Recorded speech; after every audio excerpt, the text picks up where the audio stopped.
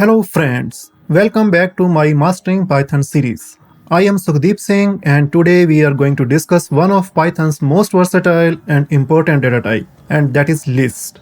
List allows you to store multiple items in a single variable, thus making them important for handling collection of data. And in this video we will explore how to create, access and manipulate lists. We will cover everything from adding and removing elements to slicing and sorting. Whether you are a beginner or looking to refresh your skills, this episode will provide you with all the practical knowledge that you need to work with lists effectively. If you haven't watched my previous videos on basic Python concepts and data types, I recommend checking them out first to build a solid foundation. And please, before moving further, don't forget to like, comment and subscribe for more such helpful content in future. About lists, then lists are a powerful and most commonly used data structure in Python. It provides you flexibility and ease of use for storing and manipulating collection of values. Actually, it's a collection of items, those are arranged in a specific order. You can create a list from anything like types of fruits or different car models or even favorite book titles or list of players or whatever you want to do. For example, here I am declaring a list of fruits. And the elements in a list, they don't have to be of same type. You can include any mix of data types such as numbers, strings or whatever you want to include in there. And as you have seen already, how to declare a list or how to create a list, then lists, they always starts with square brackets. And in that square bracket, each element of that list is separated by a comma. So this is our list of fruits again, and here you can see that list is starting with square bracket and it is ending with square bracket, and inside this list I am declaring various fruits and all of them are separated by comma. And when I will print this list, then you will see that Python is displaying me internal representation including its square brackets. However, to access an individual elements from a list, you specify items index in a square bracket. Yeah, this is exactly same what we were doing for strings. And just like strings, list indexes, they also start from 0, not 1. This means that the first item in any list is accessed at index 0, the second at index 1 and so on. And I think this is a common practice across all or many of the programming languages. So for example, to access the second and fourth element in our list, then you specify that fruits and then 1. This prints me the second fruit from the list. And to access the last element, again just like string, you have two ways. Either to provide the index of the last element, or you can also use -1. That will give you the last element from the list. Same way, index -2 returns the second element from the end of the list. -3 will returns you the third element from the end, and so forth. And this feature is particularly handy when you need to access items from the end of the list without knowing its exact length. And to find out how many items a list has, then use the length function. Here you can specify that length and name of the list, which is fruits, then output would be 4. And this function is handy for tasks ranging from game development to data management, providing a quick count of items in a list. Lists are mutable, which means you can modify their elements by assigning a new value to a specific index. This is totally opposite from strings, which are immutable, where you cannot change any index position or element at an index position. So to change an element in a list, you directly assign a new value to it via its index. This is similar to how you access the element. So this is a list, as you can see in my example, that I have declared a list of books where I have 3 elements, Moby Dick, 1984 and Great Gatsby. But when I assign this first element to a new value, Pride and Prejudice, then my list will be changed. So initially I had a list of Moby Dick, 1984 and Great Gatsby, but later on, after modifying the first element from Moby Dick to Pride, my new list will contain Pride and Prejudice, 1984, Great Gatsby. There is not any reference of Moby Dick, so it means list has been changed. And you can expand your lists by appending elements to it, which adds item to the end, or you can also insert items at a specific position or specific index. So let us first see how to append an element. As I mentioned, append operation adds a new element to the end of the list. Just take this example. I have a list of languages. Right now it is empty. So I append first Python, then my list would contain Python, then Java. It would be appended in the end. Python will stay at the first position, Java will stay at the last position, and then I again append C++. This will append again at the end of the list. So Python and Java, they will maintain their previous position, but C++ would be added to the end. After this operation, my list would print Python, Java, and C++. Just remember, each append operation adds a new element to the end of the list, not in any other position. But if you want to add an element to any other position apart from AND, then Python provides you insert method. And for insert, it requires two parameters. First is your index position where you want to insert your element, and second is the element. It can be anything. It can be a string, or it can be number, it can be a dictionary, or whatever you want to insert. So this is an example where I am inserting JavaScript at the first position, means index position 0. And when I will print this list of languages, then my output would be JavaScript, Python, Java, and C++. Just like adding, there are multiple ways to remove an element from a list. So let us first see a del statement. Actually, the del statement, it removes the element at the specified index.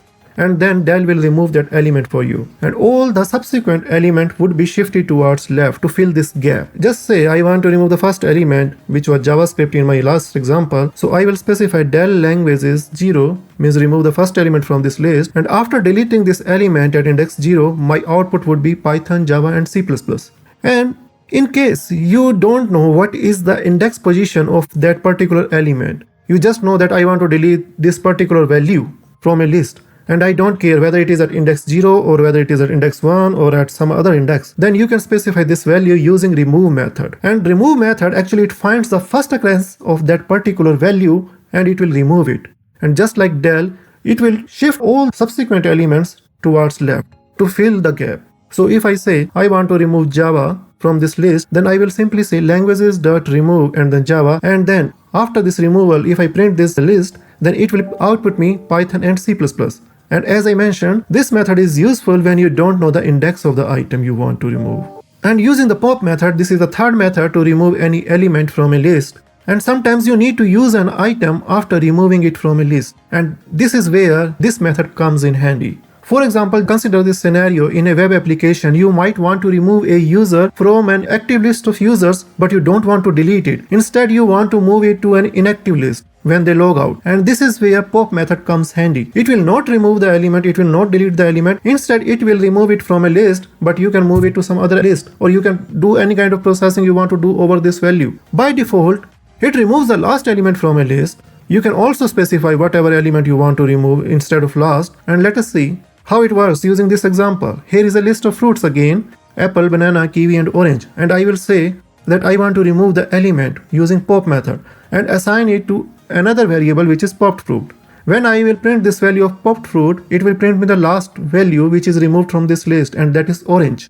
And if I print this list of fruits now, then it will only print me apple, banana, and kiwi. You will see orange is not there. So this is removed, but this is assigned to another variable. Now, as I mentioned before, that by default pop method will remove the last element from a list. But in case you want to remove an element from a particular index position, then you can also specify that inside parentheses. So let us say I want to remove the first element from this list of fruits. So I will specify fruits.pop and then 1. Now it will remove me first element from this list, and this will be assigned to first_purchased.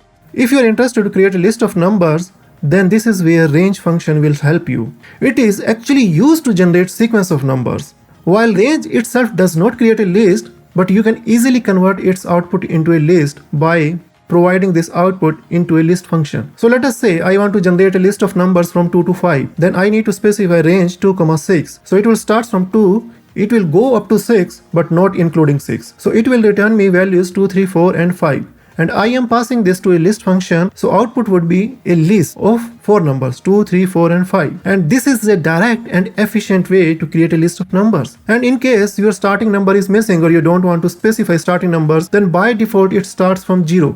So in this example, I am just specifying range of 5. It will start from 0 and goes up to 5, but not including 5. So my list of numbers would be 0, 1, 2, 3, and 4. Then we come to list comprehension. List comprehension offers a shorter syntax when you want to create a new list based on the values of an existing list. Say you want to create a list of squares for each number in the previously created list of 0, 1, 2, 3, 4. First, I will start this list with square brackets, and then I specify x of 2 stars. It means it's a square, and then 2. It means x *2 represents the square of each number x. Then there is a loop starting for x in those numbers.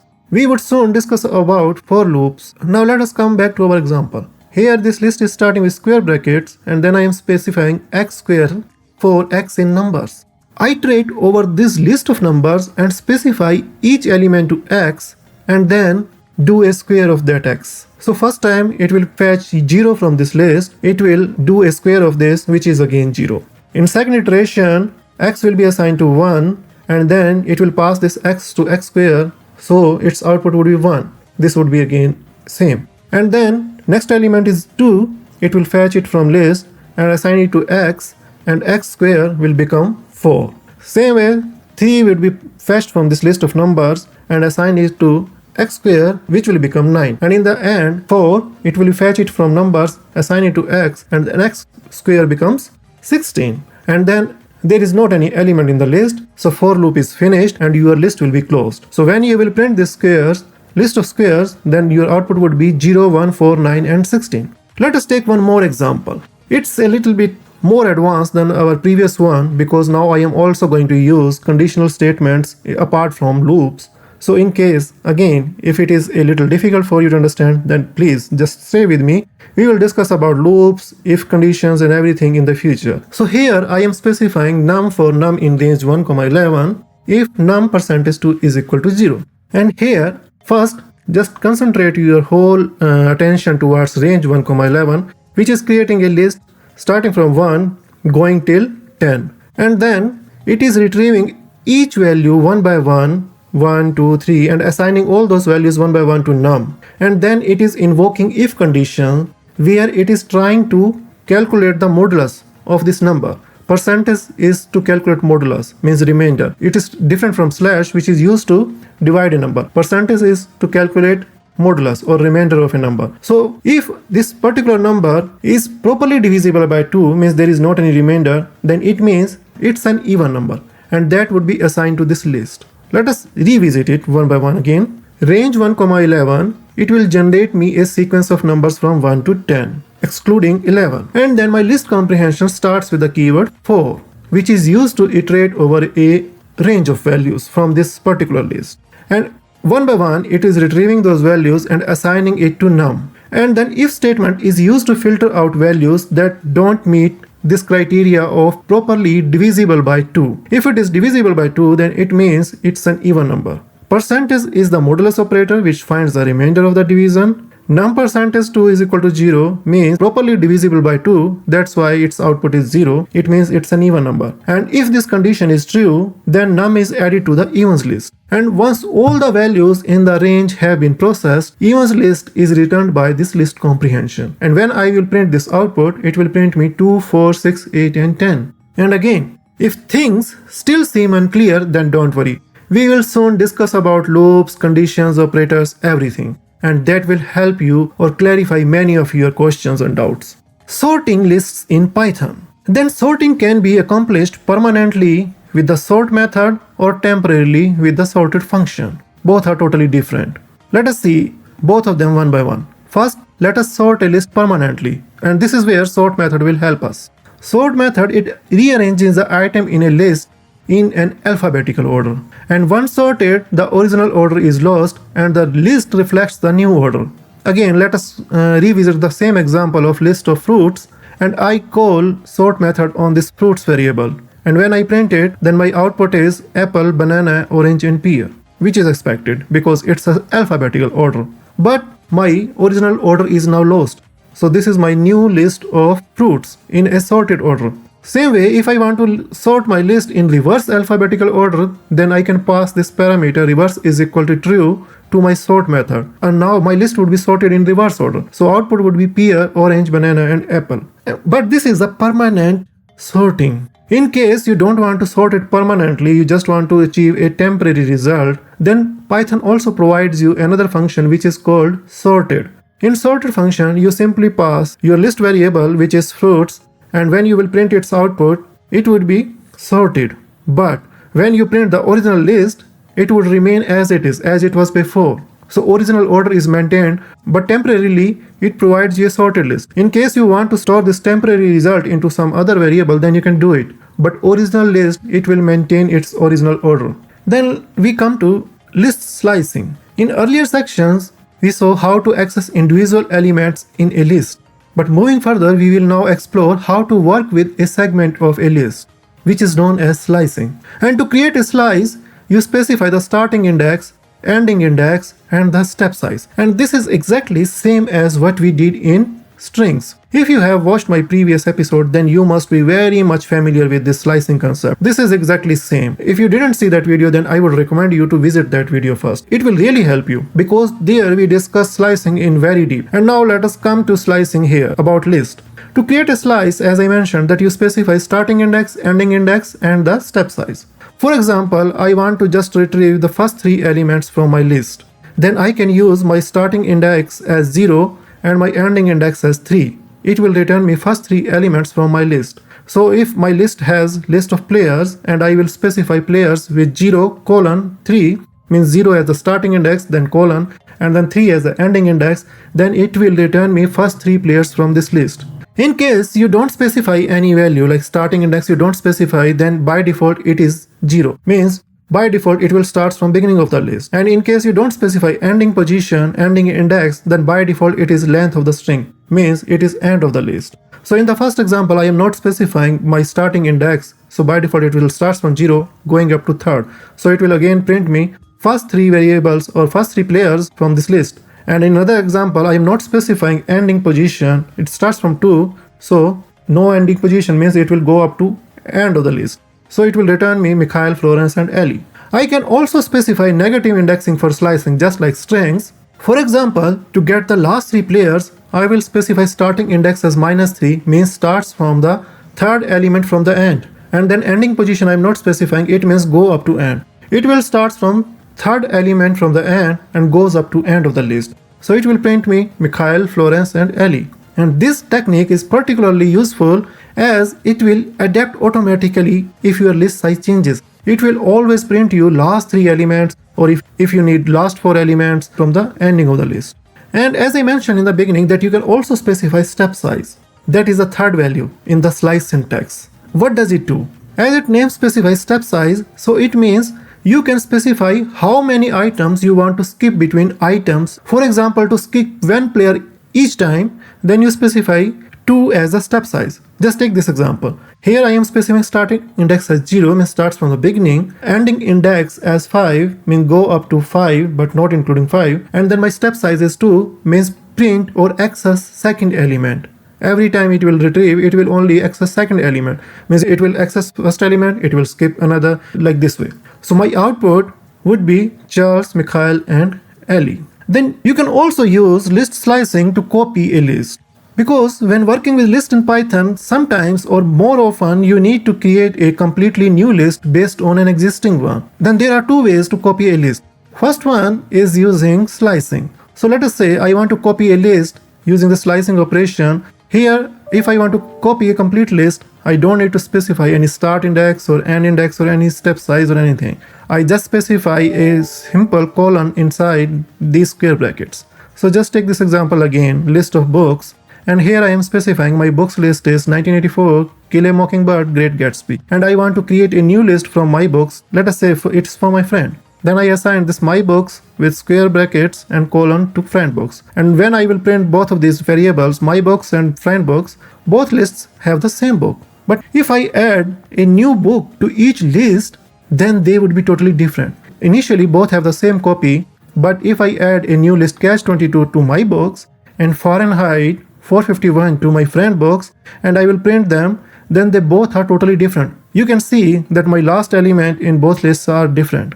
So that is why I prefer copying using slicing, because in case someone modifies my new list, then my original list is intact. But there is another way to copy a list, and that is using assignment operator. Means instead of slicing, you will directly assign the complete variable to a new variable.